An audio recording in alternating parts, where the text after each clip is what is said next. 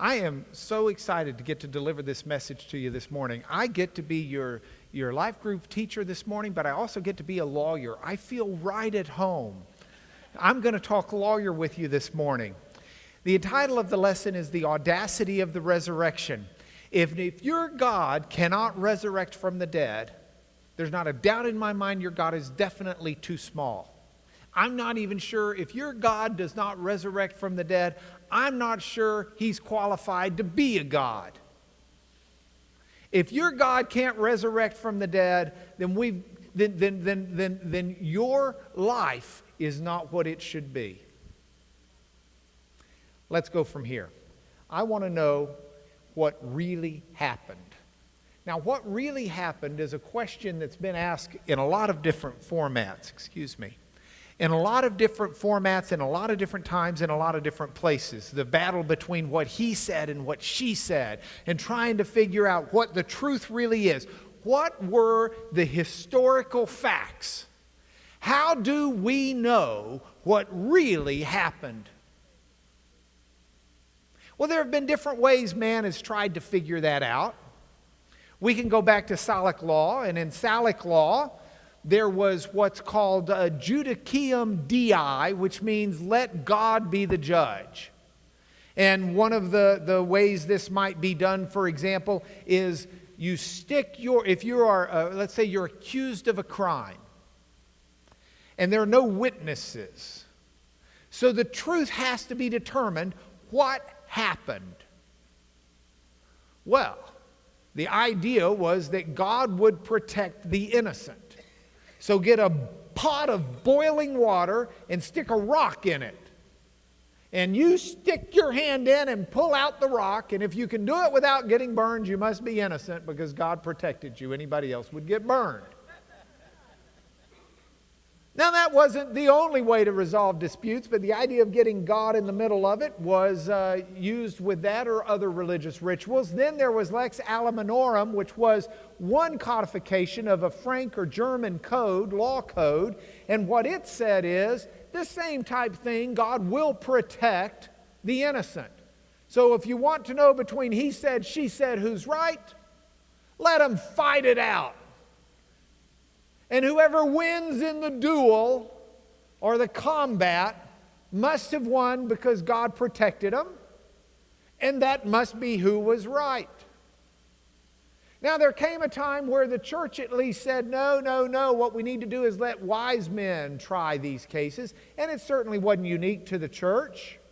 It had been done in other areas. We know King Solomon decided the issue of who got the baby, who was truly the mom. It was a she said instead of a he said, she said, but both claiming to be mother of this baby. Solomon says, split the baby in the middle, give each of them half, thinking that the woman who said, no, spare the life of the child was surely the mother with a maternal love.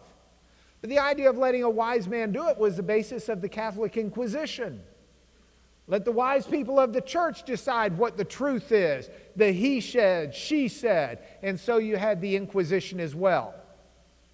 Now, if we were reading history, we who are in the Western civilization culture of America know that something profound happened in England, Great Britain, in 1215.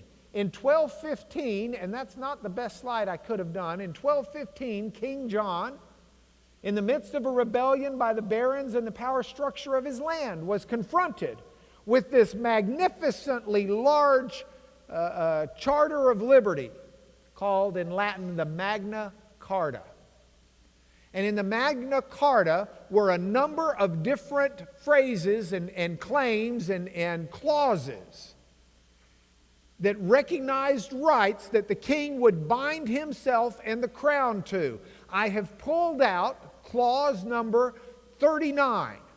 It became clause 29 in the 1225 version. But in the original version of the Magna Carta, 1215, it was clause 39. If you read Latin, you'll be able to read the nullus liber homo capiatur vel imprisonator aut disciatur. My Latin's pretty weak, but it's up there.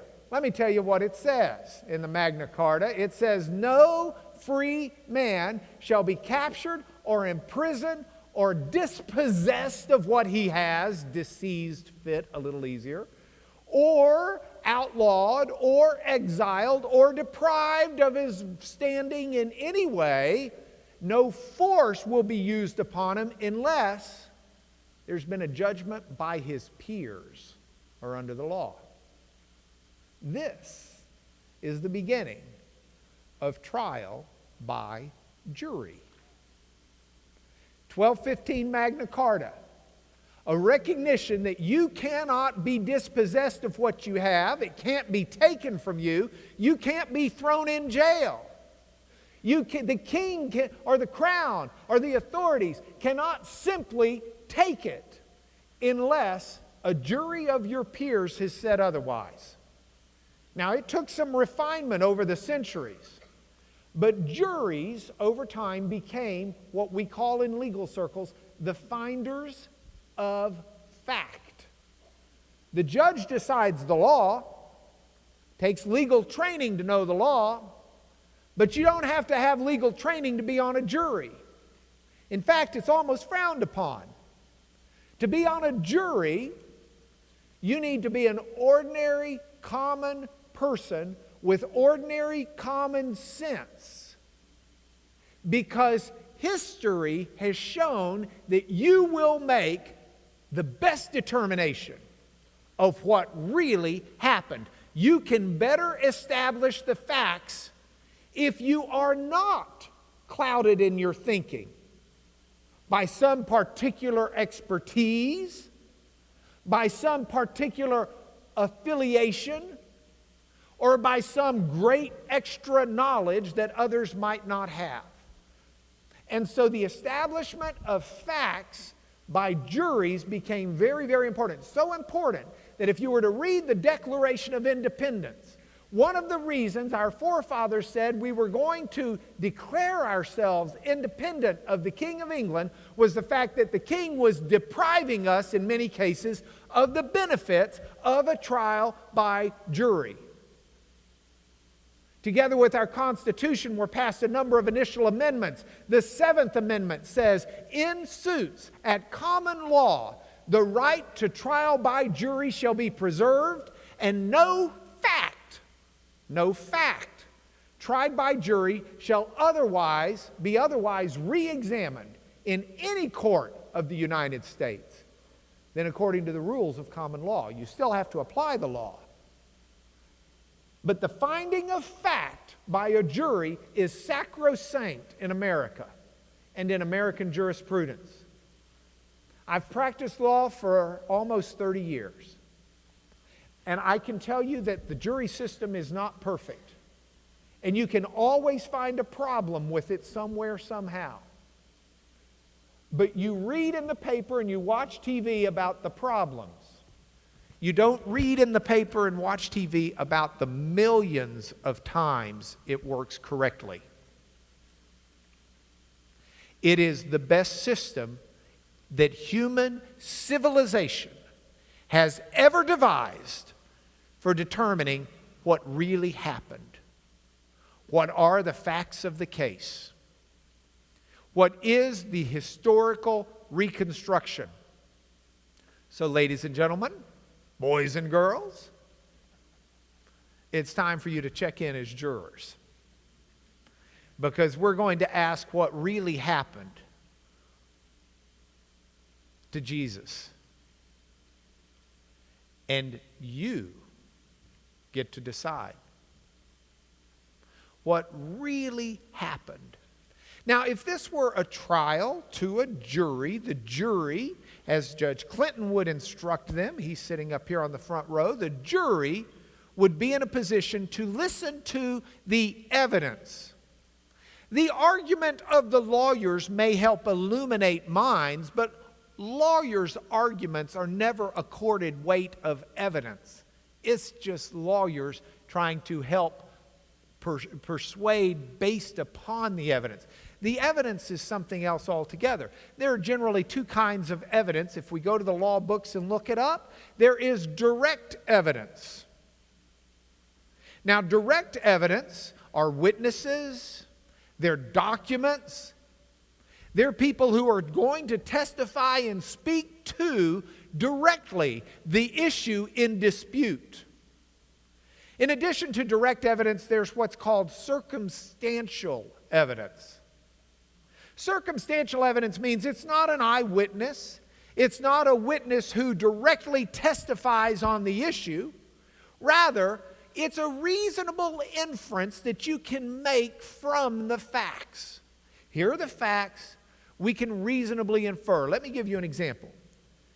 If I were to come to you this morning with this statement, it's raining outside, that would be direct evidence that it's raining outside. There's a witness here who's telling you it's raining outside. I might even have a printout from a website. It's raining outside. And I've got a document then to show you. That's different than if 3,000 people come in here to worship, all carrying umbrellas that have water dripping off them, with water over their face and heads, wiping it off, taking off raincoats, and all coming in, muttering about how horrible the weather is and how wet they got just coming in from the car. From that, you might reasonably infer it's raining outside. That would be circumstantial evidence. The circumstances lead to that reasonable influence. You with me? You got to understand this, because I'm going to ask you what happened. And I want you as a jury, the best finders of fact in the history of civilization, the best system that mankind's ever come up with, the system that we use to determine whether or not someone lives or dies. This system is good enough that we will have a death penalty in America, in different states, based upon a jury. So let's start. Let's look at the witnesses and the documents. Now, if you were on a jury, what the judge would tell you before you did your duty is he would say, with the witnesses, you get to judge their credibility. Are they reliable? Are they credible? Is it someone who comes off believable? Or is there something about them that makes it, I'm not quite so sure?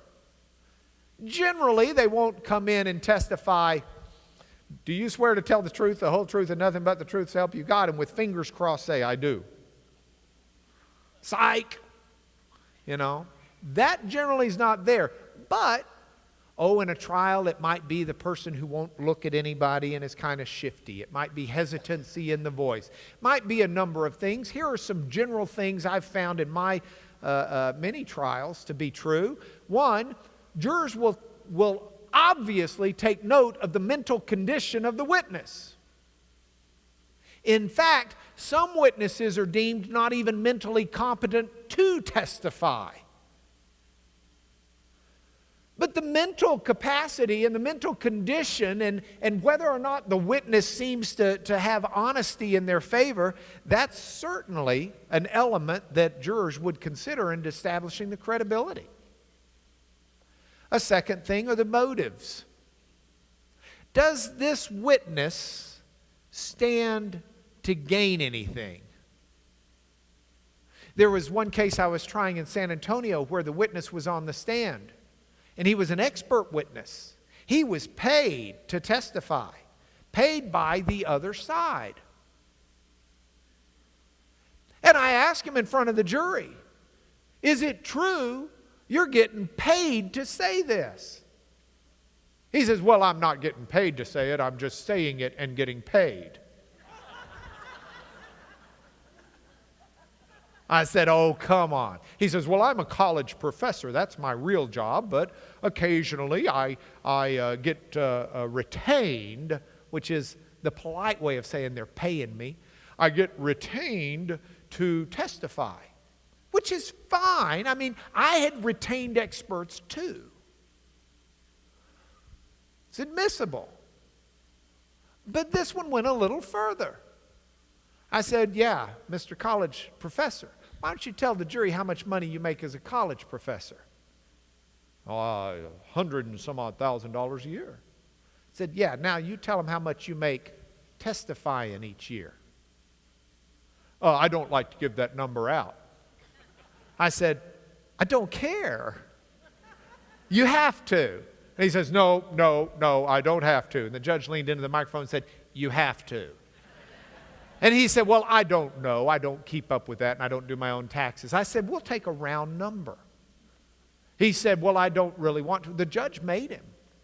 This fella makes millions of dollars a year singing the song of whoever's playing him. He's what I call the jukebox witness. You just put in enough money and you can pick the song you want him to sing. What's the motive? Why is this witness saying this? Is the witness saying this because they're looking to make money, or they don't want to lose money, or they don't want to go to jail, or they want to send someone else to jail? What are the motives? Another thing, the character. Now this is so important for juries to look at the character, that there are rules of evidence set up about when you're allowed to say, hey, this person's a pathological liar. Here's time after time after time that they've lied about everything they could lie about. And if I can show they're a pathological liar to you, then the odds are, as a jury, you'd sit there and say, well, that really undercuts the credibility of what they're going to say. Fair? Character. Then here's another thing that's credibility. Let's compare the testimony of one witness to another. Let's do a comparison. One says the light is green, one says the light is red, and then 5 more say the light is green. That sort of lends some credibility to the ones that are all consistent. So these are some of the things that you look at with credibility. Now I want to talk to you about a second legal idea. By the way, I don't know that you get credit for law school if you just put down that you went to this class today, but it's possible. I'll sign your letter if you want to try. Hearsay. Here's what is direct testimony. I saw him take the knife and whack her, cut her. That's direct. I saw it. I'm an eyewitness. This is hearsay. Someone told me he took the knife and cut her. That's hearsay. General rule in a courtroom. A jury is not allowed to hear hearsay testimony because it's not deemed credible enough. The idea of what someone else said is not something you generally get to hear unless it meets certain exceptions. Because the law has recognized that there are times where what someone said that was heard is admissible. It is credible. It is valid enough to where it's worthy of being listened to by the trier of fact, by the decider of history, by the ones who make the decision what really happened. Now, what are those exceptions? One exception is if it was given in another trial or another proceeding.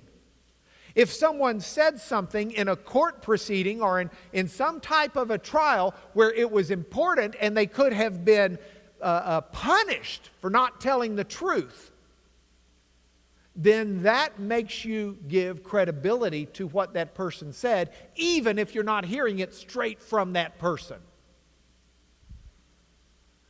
Another major exception. If someone says something that's contrary to their personal interests, you generally don't say something that's contrary to your personal interests. If I'm fighting with Mike Riddle over who has this $20, whose is it? Now, I'm going to argue it's mine. It's got Andrew Jackson on the front, and he was on the front of my $20 bill. So I think this must be mine. But Mike Riddle says, well, Andrew Jackson just happened to be on the front of my $20 bill too. So we're going to fight about it. But I tell Randy, hey, Randy, I know it's Mike's. I know it belongs to him. But I'm not going to give it to him because I want it. I have just made a statement to Randy that's contrary to my interests. And Randy could get up and testify in a case between me and Mike. Hey, Lanier told me it was Mike's. And that's admissible at that point, even though it's hearsay, because the odds are I would not say something against my interests unless I believed it. Now you might be saying, yeah, but what if Randy just made that up? Well, then that's Randy lying. So you go after Randy. But if you can decide, hey, does Randy really hear that? You can make all of those decisions because Randy's there testifying to you. But if I'm not available to testify and I've made a statement contrary to my interest, you're allowed to hear someone else say what I said. You with me? Hey, wash hearsay. Now let's talk about expert witnesses. This is called junk science. See, in cases, there are times where you do need an expert to come in and testify. That case I was telling you about in San Antonio involved, I represented a fella who was driving this massive piece of equipment that's used to make roads. And the equipment, by our testimony, bounced up and down because the front tires and the whole front drive on it locked up while he was driving 20 miles an hour. We had witnesses that the machine buckled and just bucked up and down. It crushed a vertebra and left him paralyzed from the waist down. Really, really sad situation. Now, we had our engineers who got up there, but a judge will not allow just anybody to testify about science. The courts recognize that you can pay people to say things at times that are totally outrageous and have no basis in reality. And so the court is responsible. The judge is responsible for keeping junk science out of the courtroom. The judge has to make an initial decision. Is this reliable based upon what we know about the world? Is it published in peer-reviewed literature? Is it subject to testing? There are lots of factors, and then the judge makes a reasonable decision based upon that. Junk science, not allowed in. Real science, allowed in. Next. You cannot let bias, sympathy, or prejudice affect your verdict. You need to make the decision based upon the facts. And a jury is told that. I would have won that San Antonio case without putting on a single witness other than the wife of my client if I was allowed to win it based upon bias, sympathy, and prejudice. Because all you had to know was the effects of that paralysis. That to go to the restroom, my client had to go catheter, he had to insert a catheter every 4 hours during the day so that he could clear his bladder. Void, thank you, his bladder. We have a nurse up here. His wife had to digitally evacuate his bowels. It was absolutely horrendous. And just the bias and the sympathy and the prejudice alone would make you vote for my client. But the judge properly told the jury, you're not allowed to let that influence your decision. And if you think it might, you're not allowed to serve on the jury. Because you've got to look at the facts. The facts are the issue. You've got to decide this based upon the evidence. Nothing more and nothing less. Sense? Make sense? Don't we have a great court system? Isn't that wonderful? Isn't that how you would hope it would be if you ever needed it? Last but not least, the burden of proof. Whoever is trying to win in a court proceeding, whether it be a prosecuting attorney in a criminal proceeding or whether it be a plaintiff in a lawsuit or in a domestic dispute, a complainant against another, whoever's trying to change the way things are is required to do so by some burden of proof. If you get nothing else out of this lesson today, I want you to pay attention to this. If I want to prove to you a mathematical proof, I can generally do it to 100% certainty. 2 plus 2 is 4. If you doubt it, take $2, add $2 to it, and tell me how many dollars you have. It's 4. You can do that all day long. It will never be 5. It will never be 6. It will always be 4. C squared equals A squared plus B squared. The Pythagorean theorem works. To 100% certainty, it is. And there are things in the scientific world that come so infinitesimally close to 100% certainty, we just regard them as factually true. But that's science. That's not rebuilding history. That's not deciding what really happened. There is nobody. If you need 100% certainty to ever convict anyone of a crime, no one will ever be convicted.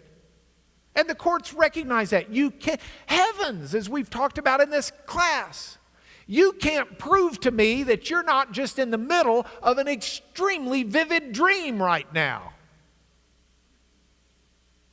Now, we know reasonably you're not, and I'm not. And we've got reasons to believe that. But 100% absolute proof? Even if you're 100% certain, that's not 100% proof.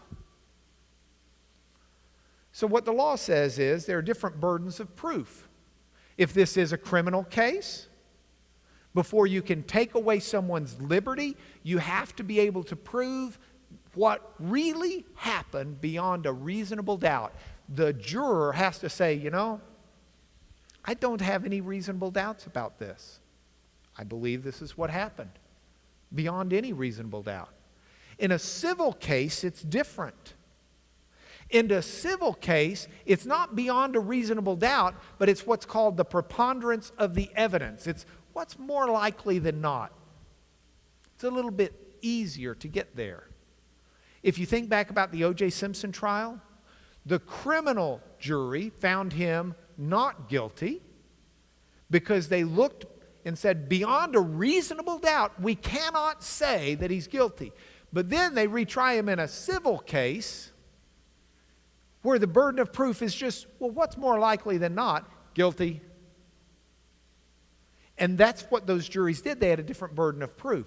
That's important because when you start looking at the resurrection of Jesus, we should never be asking a scientific question of where is the scientific proof? Because it's not a scientific question. We don't even have the testing equipment there. You can't do science on this. We don't have a doctor there with the machines hooked up to verify that he was dead. We don't have closed circuit cameras in the tomb. We don't have a DNA test. But even those things, if we had them, aren't 100% reliable. What we do have, the evidence that we have to assess under a different burden of proof. It's not like mathematics. It's what's more reasonable to believe. What's more likely than not? Or beyond a reasonable doubt. Take either one of them. I don't care. Because I think the resurrection of Jesus is easily provable by either one of those standards. So with the burden of proof in hand, what's the evidence? Now let's get into it. I want to start with eyewitnesses. I want to tell you about 4 eyewitnesses who wrote up their account of what they saw. These are eyewitnesses. You get to pass on their credibility. Let's hear what they had to say. First of all, Matthew. Matthew was a tax collector. He read, he wrote, he was a numbers guy, he kept detailed records. And his life depended upon it because he worked for the state. He was a government employee, a bureaucrat, who collected money for the Infernal Revenue Service. That was his job. Not well liked, I might add. But here's this guy, and he gets called out of the tax collector's booth to follow Jesus. He follows him for 3 years at least. He knows the guy.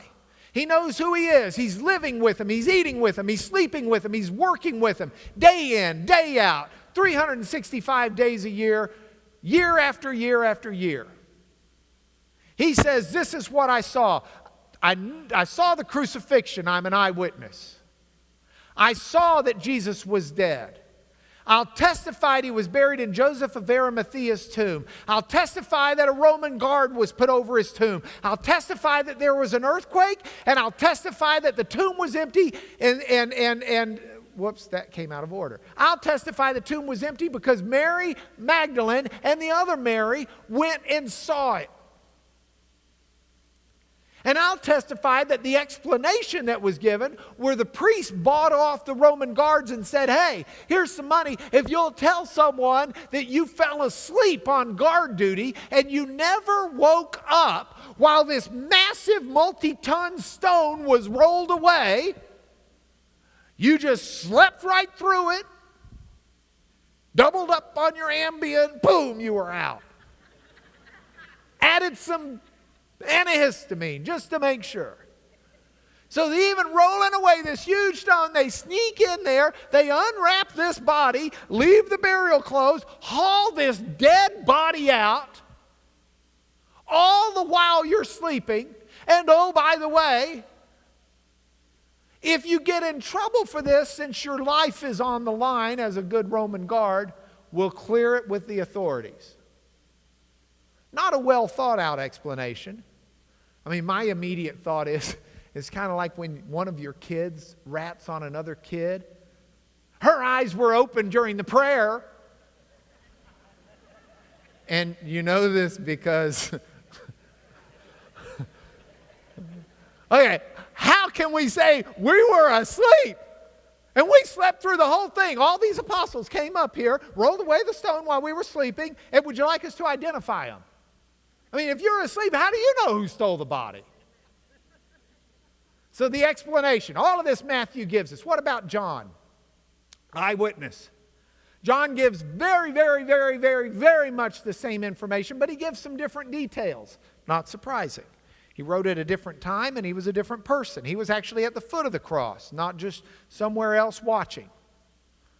But John not only tells us that, but he goes back further and gives us details about the prayer of Jesus before, that Jesus actually prayed, actually told his disciples, I'm going to go away, but I will come back. And the disciples didn't understand. But Jesus gave this prayer about how he and the Father were one and he'd be returning to the Father, wanted the Father to glorify him. Gives more information about the betrayal, about what Judas did in the Garden of Gethsemane, lays it out. Gives more information about Pilate and the trial before Pilate and what happened there. Gives the information about Peter denying Christ 3 times. Supplements with more information about the spear being thrust into the side of Jesus while he's on the cross. Doesn't just talk about the burial in Joseph's tomb, but adds that Nicodemus was there as well and gives some additional details on that. Talks about not just the Mary seeing him, but talks about Peter and John seeing the resurrected Jesus. Talks about Thomas, who had doubts until Jesus appeared. Talked about Jesus being at the side of the sea and cooking breakfast and eating breakfast with the apostles. Jesus eating fish and bread. This is no spiritual apparition. When the spiritual apparition eats bread, it drops right to the ground. We've seen that on TV. This is real flesh and blood Jesus after he was dead. Paul, testimony of Paul. Paul's not some fly-by-night guy. He comes from a very recognized family. He's got Hebrew roots that grow deep in history. He speaks Hebrew, he speaks Greek, he speaks Latin. He's schooled at the very best Hebrew school they have, at the foot of Gamaliel, a rabbi so famous that we still have many of his sayings today.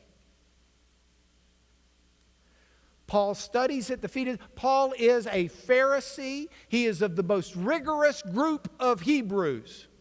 He follows the law most meticulously. He's the one... Look, the Pharisees arose during the time between the Testaments. The Old Testament ended, New Testament started. The Pharisees arose as part of the recognition among Jews that they were continually getting pummeled because they would not honor God and His law. It happened in the Old Testament. It happened in between the Testaments. And so the Pharisees rose up and said, we will follow it to the nth detail. And anybody who doesn't follow it will be killed before all of Israel is wiped out. And Paul was zealous. Paul wasn't a hater. He was a zealot for God's truth. And Paul was persecuting the church, and Paul cast his vote for Stephen to be stoned, and Paul held the coats of those stoning Stephen because he thought the future of Israel was at stake.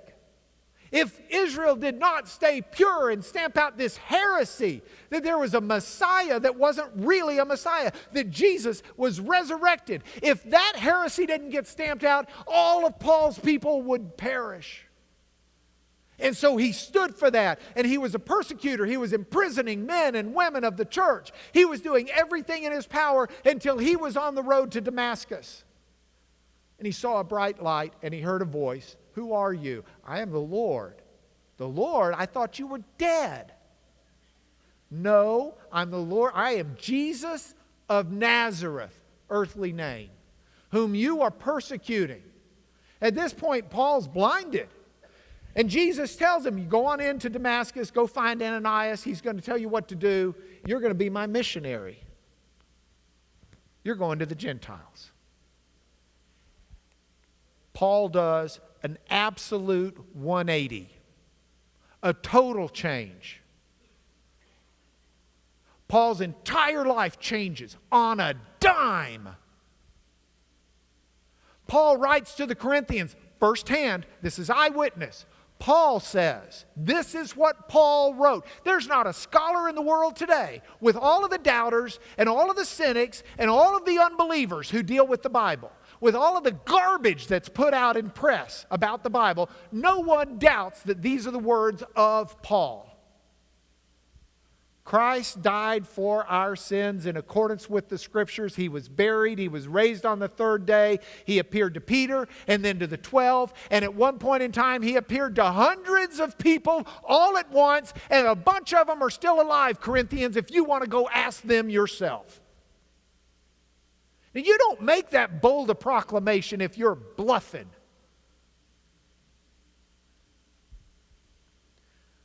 So we've got these eyewitnesses.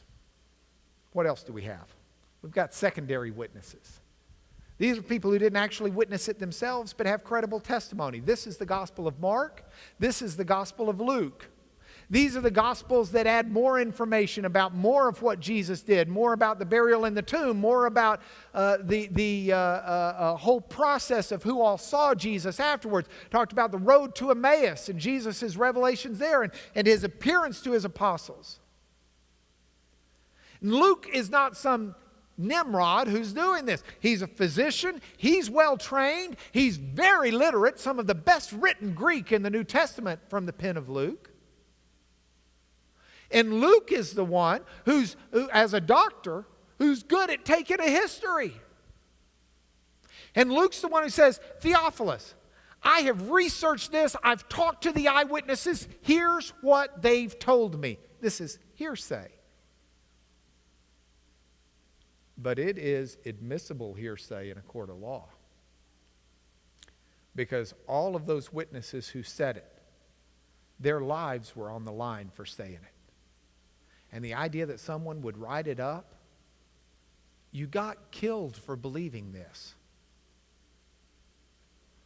Let's keep going.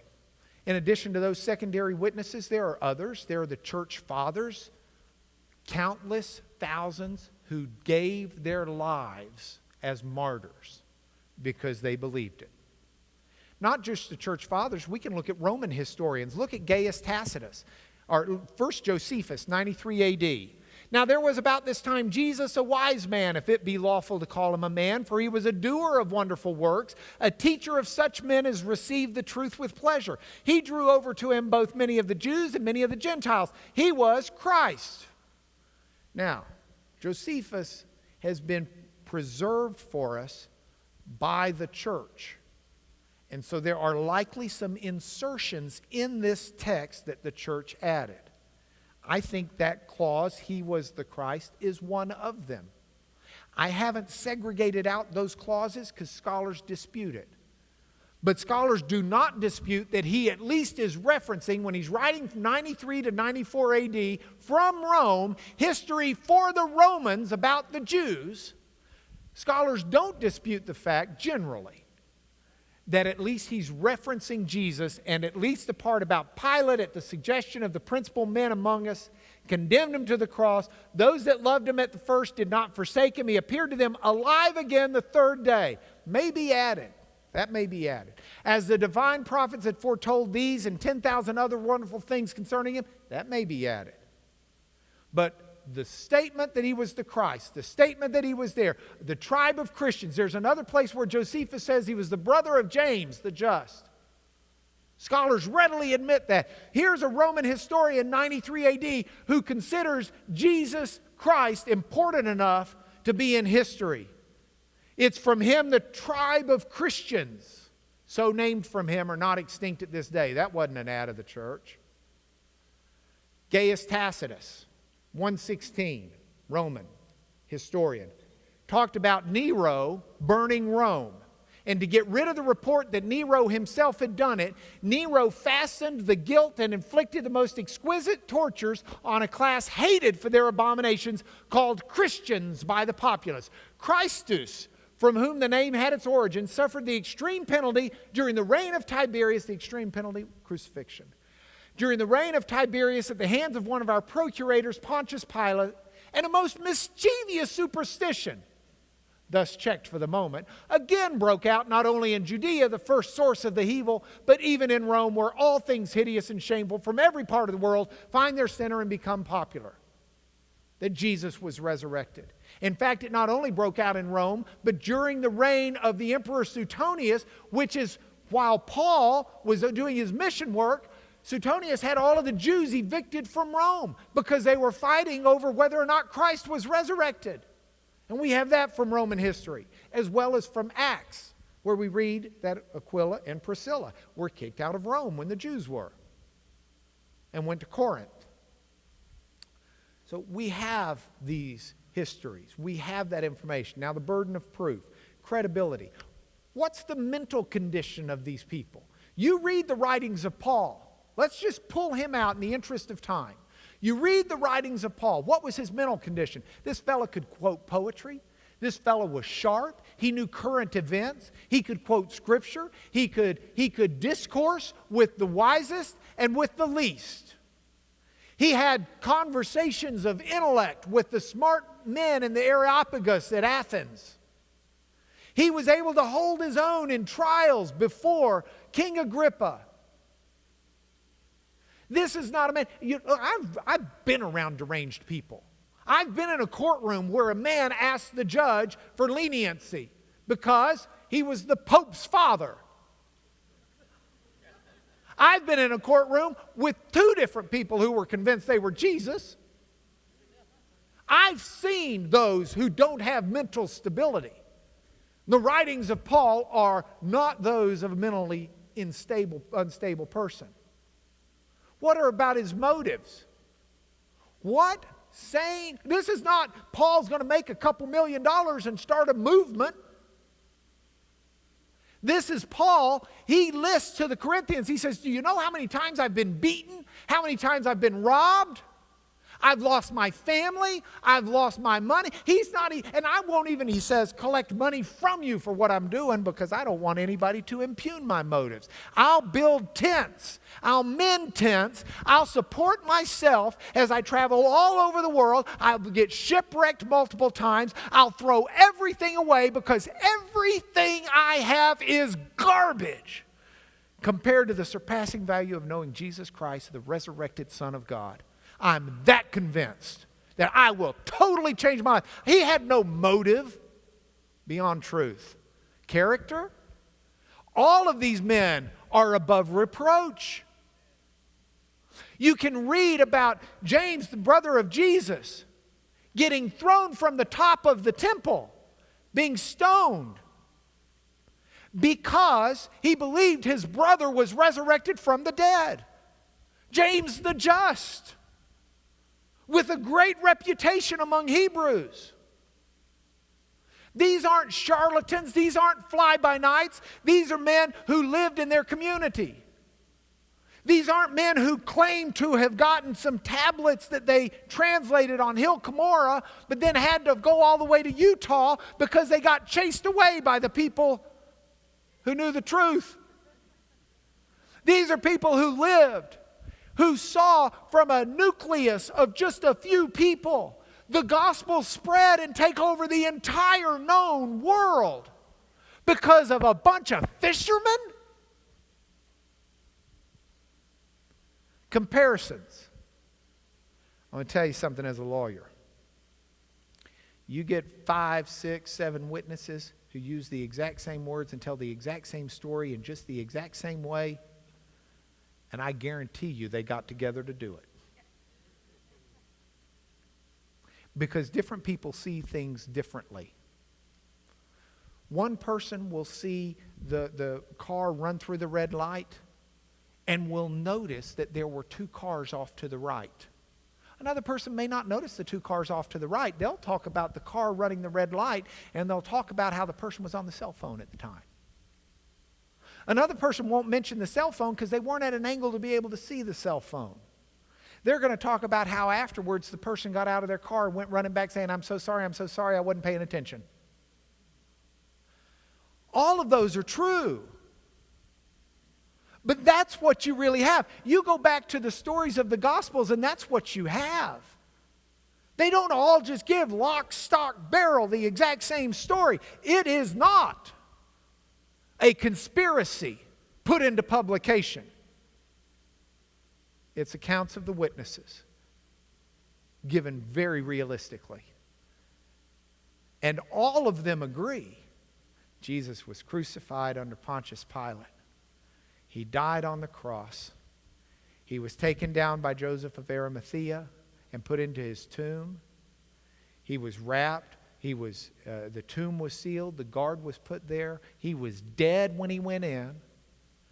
And he was resurrected, and that tomb was empty. The tomb was empty. The clothes were in there, and Jesus appeared physically, a physical Jesus. Not once, not twice, but time and time again. Hearsay, inadmissible unless you have exceptions. One of the exceptions is given in another proceeding. Look at Paul's speech in Acts that he gave in his trial. It's admissible even though Luke wrote it down instead of Paul. Luke was the court reporter. It's admissible under the court of law. He lays it out in that speech. But let me go further and say all of these people were giving statements that would cost them their lives. We've got to get out of our 20th century mentality and get into the mentality of people who were giving statements that would cost them their lives and everything they had and the lives of those they hold dear.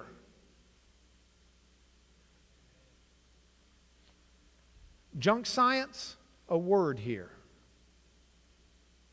Some might say, well, wait a minute. There's no science that says God resurrects from the dead. Time out. There's no science that say you and I can raise people from the dead. But if God is the God beyond the universe, if God's the God we've been talking about in this class, if God is the one who reckons and holds this universe in place, if God is the creator of all things, then He absolutely can raise from the dead, just as sure as 2 + 2 is 4. And don't sit there and tell me, oh, that's junk science. Junk science says that a deity who created the whole world can't raise from the dead. That's junk science. That's garbage. That's absolute garbage. Bias, sympathy, and prejudice cuts both ways. There are some people who say, I believe. Why? Well, I just do. I grew up in a family and that's all there is to it. I'm not going to think about it. I believe. Okay, well, you don't get to sit as a witness in this case if that's the way you feel. You may be right. I think you are right. But let's recognize that you're not in a position to at least dispute it with others if it's just how you feel and you hadn't thought about it. By the same token, there's another group of people. There are a group of people who say, well, I just don't believe that there's a God like that. Well, I just don't believe that that can be done. Well, unless I can see it, I just won't believe it. That bias and that sympathy and that prejudice would stop that person from being on this jury in a court of law. If that person's not willing to accept the truth of what is going to be presented and has already made up their minds, they have no business sitting on the jury. Now, here's the problem. We all are in a position to answer the question, is this a mega conspiracy? I mean, there's no doubt Jesus was a historical figure. You don't have to go to the Bible for that. You don't have to go to the Bible for the fact that he was killed under Pontius Pilate. You don't have to go to the Bible for the fact that there arose this idea that he rose from the dead. You can go to history and get that. Is it a mega conspiracy propagated? I'll tell you, you go back to the Watergate conspiracy, and I put in a Chuck Colson quote at the end of this. In Watergate, you had all these guys working for President Nixon, doing this break-in to try and ensure his re-election. And they were loyal to the president, and they were the best of the best. A lot of them with a military background. They cracked. They started singing like birds. Do you honestly think that what is most reasonable under the burden of proof? Is it reasonable to assume under the burden of proof that you're going to just happen to get this nucleus of 11 people, 12 if you add the added apostle, and Paul, you're going to get this nucleus of people, they're going to come up with this mega conspiracy, they're going to manage to doctor all of these different records in such a way as to build up this preposterous idea that is going to so persuade people that thousands will die before they will say, hey, maybe he wasn't resurrected. I just don't see that as reasonable.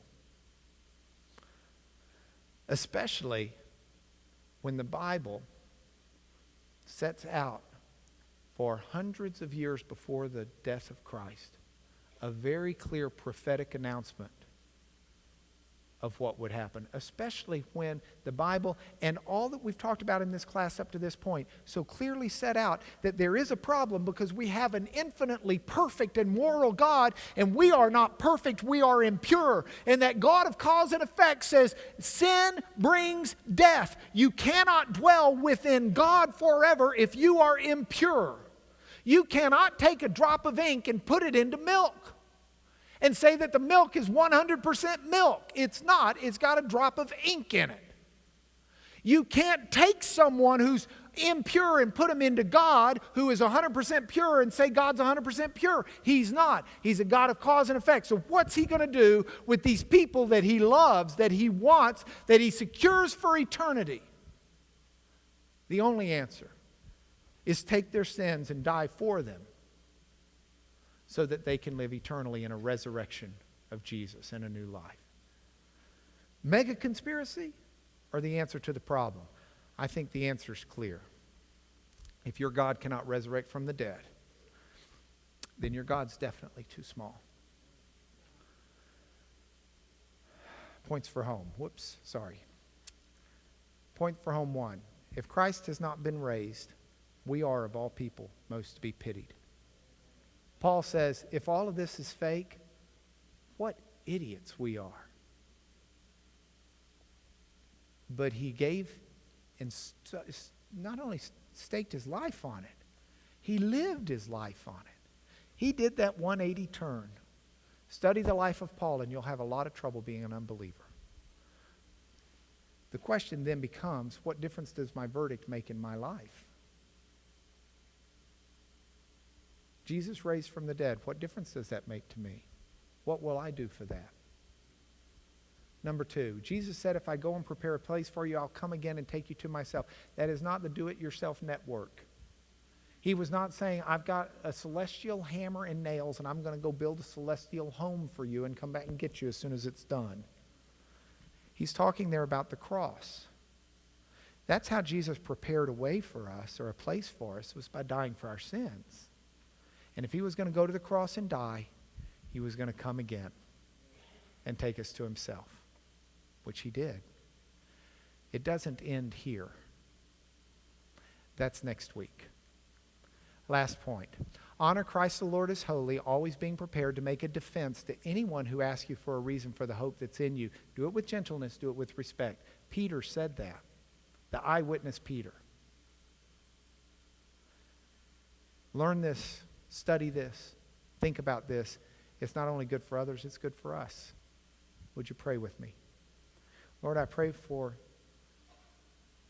Lord, in Jesus Christ, the resurrected Son of God.